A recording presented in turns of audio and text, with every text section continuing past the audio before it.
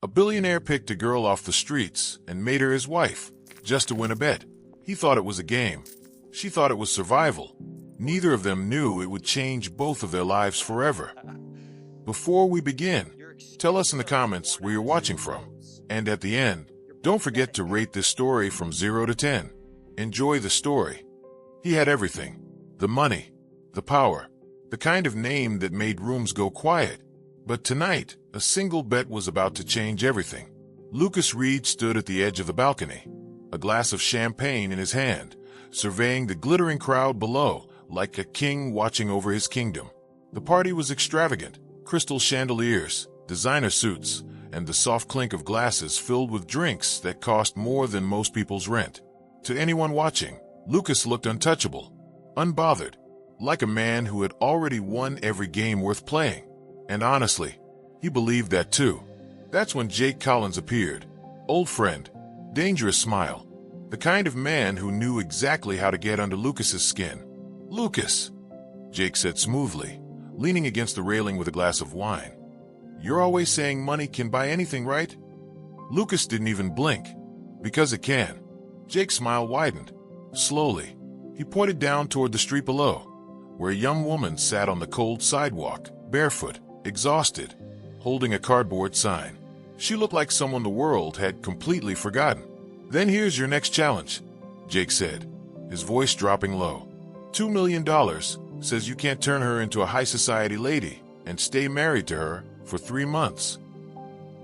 The words hung in the air like smoke. Lucas's eyes locked on the woman below. He didn't see a person. He saw a game. $2 million, he said, a slow smile crossing his face. "Jake, you clearly have no idea who you're dealing with." What Lucas didn't know was that neither did he. Lucas set his champagne glass down and straightened his jacket. Time to play. The street below was quiet, lit only by the pale yellow glow of a single streetlight. Lucas walked toward the woman with the kind of confidence that came from never hearing the word no. As he got closer, the details sharpened. Barefoot, worn-out clothes, hair that hadn't seen a mirror in days, a small plastic cup beside her with a few coins catching the light. But her eyes were something else entirely. Tired, yes. Broken, maybe. But underneath all of that, something burned. Something that hadn't given up yet. Lucas crouched down to her level. "I have a proposition for you," he said, his voice calm, almost bored. "Something that could change your life." She looked at him the way people look at strangers who crouch down on sidewalks, suspicious, guarded, ready to run. "I'm not anyone's charity case," she said quietly. "Good," Lucas replied, "because this isn't charity. This is business." He let the silence stretch for just a moment before delivering the words that would flip both their worlds upside down. "Marry me for 3 months, then walk away with $1 million. Sophie Turner stared at him, and for the first time in a long time, the world had her complete attention. $1 million. The number echoed in Sophie's mind like a drum that wouldn't stop. She wanted to say no. Every instinct she had was screaming at her to stand up, walk away, and never look back. But then the cold night air bit into her skin. Her stomach twisted with hunger, and her pride, the last thing she had left, quietly lost the argument. "How do I know this isn't a scam?" she asked, her voice steady despite everything falling apart inside her. Lucas didn't flinch. He pulled out his phone, made a single call, and within minutes a sleek black car rolled up. A sharply dressed lawyer stepped out, briefcase in hand, like he'd been waiting for exactly this moment. "Everything in writing," Lucas said simply. "Sign it, and your life changes tonight." Sophie read every word of that contract. Twice. It was real. Terrifyingly, undeniably real. She picked up the pen, and with one signature, sealed a deal she still wasn't sure she understood. The next morning came fast. No flowers, no guests, no emotion, just a cold courtroom, an indifferent judge, and 2 signatures on a marriage certificate. Sophie Turner was now, officially, Sophie Reed, and neither of them had any idea what they'd just started. Nothing could have prepared her for this. The iron gates swung open slowly, almost dramatically, like the entrance to a world Sophie had only ever seen in movies. A long driveway stretched ahead, lined with perfectly trimmed gardens that looked like they'd never seen a single bad day. The mansion itself rose at the end like something out of a dream. White columns, massive windows, and a silence so thick it felt expensive. Sophie stepped inside and said nothing. Because what do you say when you realize the place you're sleeping tonight costs more than everything you've ever owned combined? The staff greeted her professionally. A room was prepared.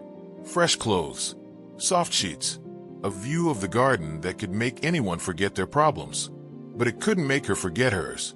That evening at dinner, the distance said everything words couldn't. Lucas sat at one end of a long table, Sophie at the other end. A crystal chandelier glowed above them, casting warm light over a meal neither of them truly tasted. No conversation, no connection, just the quiet clink of silverware, filling the silence between two complete strangers. Two strangers who were legally husband and wife. How did my life end up here? Sophie thought, staring at the flickering candlelight. She didn't have an answer yet, but the mansion did, and it was just getting started. The mansion was silent. The staff had retired. Lucas had disappeared into his world of late-night business calls, and Sophie sat alone on the edge of her bed, staring at walls that belonged to a life she didn't recognize. That's when it hit her. A memory. Sharp, uninvited. Like a knife sliding between her ribs. A cold interview room. Fluorescent lights. Her best outfit. A resume she'd spent 3 nights perfecting. Reed Enterprises. And across the table, Lucas Reed himself. She remembered his eyes. That same unbothered expression he still carried today. She remembered straightening her back, trying to appear confident, trying so hard to prove she belonged there. And she remembered his exact words. "We don't waste time on amateurs." Just like that. No hesitation. No mercy. That one sentence had unraveled everything. Her confidence. Her career. Her entire life collapsed like a house of cards in a single breath. Sophie was on her feet before she even realized it. She found Lucas in his study, surrounded by documents, completely unbothered by the world he'd broken. "Do you remember me?" she asked, her voice trembling with years of buried pain. Lucas looked up, frowned slightly. "Should I?" 3 words, and they hurt more than anything he'd ever done. Lucas didn't believe in wasting time. The very next morning, the mansion transformed into something between a finishing school and a battlefield. Stylists arrived with racks of clothing, etiquette coaches with perfectly straightened spines, a posture trainer who looked like she'd never slouched a single day in her life. Sophie's days became relentless. Walk like this, sit like that, hold the fork this way, speak only when spoken to, never let your eyes wander. Any other woman would have cracked by day 2. Sophie didn't crack. She adapted, quietly, stubbornly, without giving Lucas the satisfaction of seeing her struggle. Every correction thrown at her, she absorbed. Every drill, she repeated until it was perfect. Not for Lucas, not for his world, for herself. And Lucas noticed. He told himself he was simply monitoring his investment, checking progress, nothing more. But somewhere between watching her hold her ground against a particularly demanding etiquette coach and seeing her walk across the grand hall like she'd owned it her entire life, something shifted. She wasn't performing. She was becoming. One afternoon, he stood in the doorway, watching her silently. Sophie noticed and didn't flinch. "Enjoying the show?" she asked without missing a step. Lucas said nothing, but for the first time, he didn't have a comeback either. The restaurant was the kind of place where even the silence felt expensive. Soft lighting, white tablecloths, waiters who moved like shadows. Every table was occupied by people who looked like they'd been born into this world, comfortable, polished, and untouchable. Sophie felt like an imposter sitting in the middle of all of it. She kept her spine straight. Hands are calm, eyes steady. Everything the coaches had drilled into her, firing all at once like a quiet internal battle nobody else could see. Lucas watched her from across the table, saying nothing, but he saw everything. The slight tension in her shoulders, the way her fingers briefly touched the strap of her dress before catching herself. Small cracks in an otherwise flawless performance. On the ride back, the city blurred past the windows in streaks of gold and light. "You did well tonight," Lucas said quietly. Sophie turned, surprised by the absence of his usual sharpness. Your shoulders, he continued, his tone genuinely measured. Drop them slightly. It'll look more natural. No mockery, no cold edge, just honesty. Sophie studied his face in the dim light of the car, and for the first time, saw something she hadn't expected. Something almost human flickering behind those carefully guarded eyes. Who are you really, Lucas Reed? She didn't ask, but the question wasn't going anywhere. She should have gone to sleep, but something about the mansion at night felt different, too quiet, too still, like it was hiding something beneath all that polished perfection. Sophie followed the hallway until a sliver of light caught her eye. Lucas's office door was slightly open. She told herself she'd just walked past. She didn't. Inside, a massive desk is drowning in documents. Contracts, financial reports, the kind of paperwork that ran empires. Sophie's eyes drifted carelessly across the pages, until one printed conversation stopped her cold. Has she agreed? Yes. It's only a matter of time before I win. Lucas's words. Jake's question. The bet was laid out in black and white, like it was nothing more than a business transaction. Like she was nothing more than a business transaction. The room started spinning. She grabbed the papers just as the door swung open. Lucas froze. Is this how you see me? Sophie's voice trembled, not with weakness, but with a rage so deep it had no bottom. Just a bet. Just something to feed your ego. It's not that simple. Don't. She threw the papers across the desk and walked out before he could finish a single sentence. That night, while the mansion slept, Sophie climbed out through her window and disappeared into the cold, unforgiving streets. Her room was empty. The bed was untouched. The window was open, and a silence that hit Lucas harder than he expected. She's gone. He told himself it didn't matter, that she'd made her choice, that this changed nothing about the bet, about the plan, about anything. He was already grabbing his car keys before he finished the thought. No driver, no calls, just Lucas Reed, alone behind the wheel, driving through streets he'd never noticed before. Past shelters, past subway stations, past benches where people slept under thin blankets because the world had simply moved on without them. Every corner he turned, nothing. Every street was empty. Hours passed. The city shifted from dark to gray as dawn began bleeding into the sky. And still he drove, jaw tight, hands gripping the wheel, chasing something he couldn't even properly name yet. Then he saw her. A bench near a small square. A thin blanket. And Sophie was pale as paper, trembling, her breathing shallow and uneven. Lucas was out of the car before it fully stopped. Sophie. Her eyes opened slowly, unfocused, exhausted, confused. He didn't say another word. He simply picked her up, ignoring her weak attempts to pull away, and carried her to the car. For the first time in years, Lucas Reed's hands weren't steady, and the feeling consuming him from the inside had nothing to do with the bet. The first thing Sophie saw when she opened her eyes, it was him, Lucas Reed, sitting in a chair beside her bed, still in yesterday's clothes. Shadows were carved deep beneath his eyes. He looked like a man who hadn't slept, not because he couldn't, but because he'd refused to leave. You should go, Sophie said, her voice hoarse. Lucas didn't move. She turned away. Fine, let him sit there. It didn't mean anything. But when he returned the next morning carrying a small paper bag, soup, still warm, she said nothing. When he brought books the following afternoon, she didn't protest. She simply accepted them without looking at him directly, telling herself it was purely practical. She needed to recover. That's all this was. Then one afternoon, flipping through the pages of a book he'd brought, something fell out. A letter, folded carefully, handwritten in strong, deliberate strokes.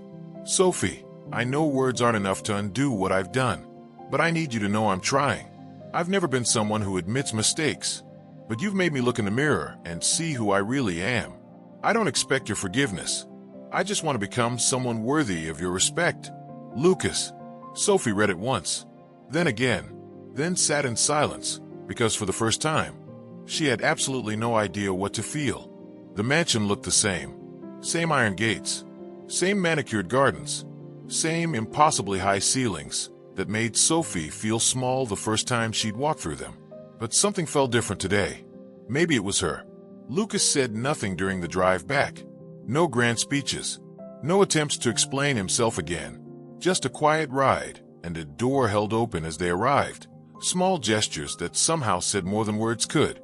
"There's something I want to show you," he said simply, leading her down a hallway she hadn't explored before. He stopped at a door and stepped aside. Sophie pushed it open and forgot to breathe. The room had been completely transformed. Canvases of every size lined the walls. Brushes arranged carefully by type. Paints, every color imaginable, were organized along a wooden shelf that caught the afternoon light perfectly. A large window overlooked the garden, flooding the space with the kind of natural light artists spend their entire lives chasing. "You mentioned once that you like painting," Lucas said quietly from the doorway, his voice carrying none of its usual authority. "I thought you might like a space of your own." Sophie stood in the middle of the room, completely speechless. It wasn't the money. It wasn't the paint or the canvases. It was the fact that he'd listened. And for the first time, Sophie Turner saw something in Lucas Reed that had nothing to do with arrogance. Sophie agreed, but made one thing clear. "I'm not doing this for you."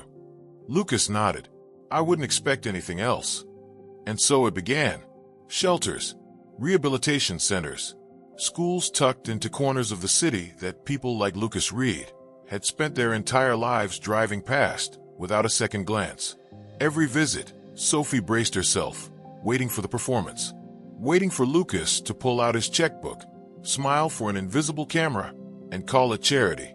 It never came. Instead, she watched him crouch down beside a young mother at a women's shelter, baby on her hip, exhaustion written across every line of her face. Lucas didn't offer money first. He asked her name. He asked her story. And then he listened, really listened, in a way Sophie hadn't expected from a man like him. Then came Mia, 16 years old, brilliant, and about to drop out of school because the numbers simply didn't add up for her family. "Can we help her?" Sophie asked, something fierce rising in her chest. Lucas didn't hesitate for even a second. "We already are. A scholarship, financial support, a future," handed back to a girl who was about to lose it entirely. Sophie watched Mia's face transform with pure disbelief and joy, and felt something inside her own chest crack open just a little. She heard his voice before she saw him, that smooth, careless laugh that belonged to someone who'd never once worried about consequences. Sophie stilled in the garden, instinctively stepping behind a column, staying silent. Jake Collins stood in the doorway, that same dangerous smile cutting across his face like he owned the place. "Lucas, how's married life treating you?"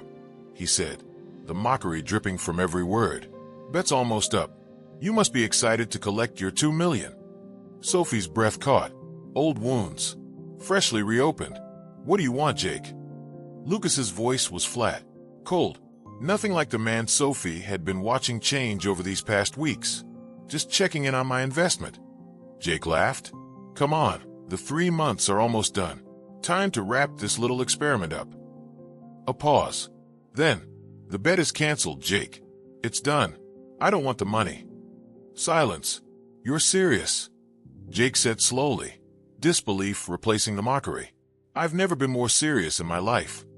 Sophie stepped out from behind the column before she'd even decided to move. Heart hammering, tears threatening the corners of her eyes, hands trembling slightly at her sides. Lucas turned and froze. "Is it true?" she asked, her voice barely above a whisper. The garden went completely still. The garden went completely still after her question. Lucas didn't look away this time. "Yes, it's true," he said quietly, like the weight of it finally broke something inside him.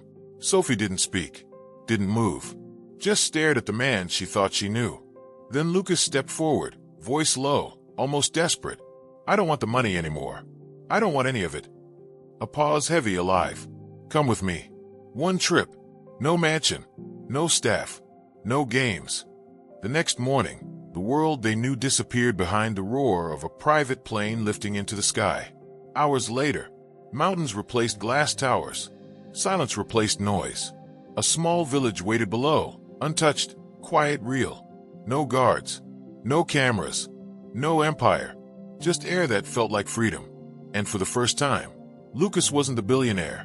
He was just a man sitting beside her, He spoke first, voice unsteady, about being 12 when he lost his mother, about a father who taught him love was weakness and money was survival. Every word didn't sound like power. It sounded like pain finally finding air. Sophie listened differently this time, seeing the broken boy behind the empire. The mountains faded behind them, but something had already changed forever. Back at the mansion, everything felt different this time. Softer, quieter, almost alive. Sophie stepped into the garden, and Lucas was already there waiting. No business suit, no crowd, no performance, just him. He slowly lowered himself onto one knee, holding a simple diamond ring that caught the evening light. Sophie Turner. His voice trembled slightly, not from fear of rejection, but from truth. Will you marry me? Not because of a contract, because of love. For a moment, the world held its breath. Then Sophie smiled, not the guarded smile of survival, but the kind that comes when a heart finally feels safe. Yes, she whispered. What followed wasn't luxury for show, it was meaning. A small wedding, surrounded by the people they had helped along the way. Faces that once carried pain now carried hope. No empty glamour, just real connection. Months turned into life. They built a community center together. Lucas mentoring young minds, teaching them what he once never learned. Sophie painted again, filling blank walls with color and stories. And one quiet morning, she looked at him and smiled softly. We're going to have a baby. Later, Grace Reed was born, and the mansion that once echoed with silence finally became a home filled with laughter, warmth, and love. And if this story made you feel even a little something, then don't just leave it here. Like this video if you believe people can truly change. Subscribe for more emotional stories that hit deeper than expectations. And share it with someone who needs to hear that even broken beginnings can still lead to beautiful endings. Now here's a tricky question for you. If you were Sophie, after everything she went through, would you have said yes to Lucas in the end, or walked away forever? Tell me in the comments. I read every single one.